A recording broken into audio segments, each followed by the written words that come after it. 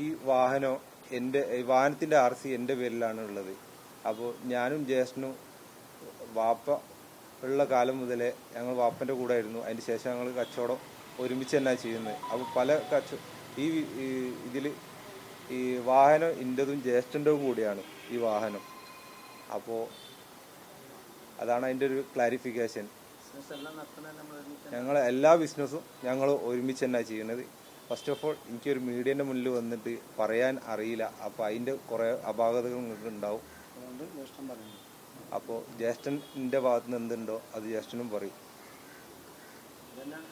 ഇതാണ് ഇതിൻ്റെ ഒരു ക്ലാരിറ്റി. ഇത്രേ ഉള്ളൂ.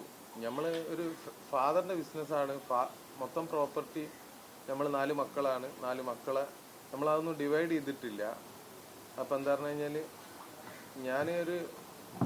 ഞാനാണിപ്പോൾ നിലവിലിപ്പോൾ കുടുംബനാഥൻ. അപ്പം എന്താ പറഞ്ഞു കഴിഞ്ഞാൽ ഇതിൽ എനിക്ക് എൻ്റെതായ കടമകളുണ്ട്, മുബീൻ്റെതായ കടമകളുണ്ട്. ആ കടമകളാണ് നമ്മൾ ഈ കാര്യത്തിൽ ചെയ്തത്.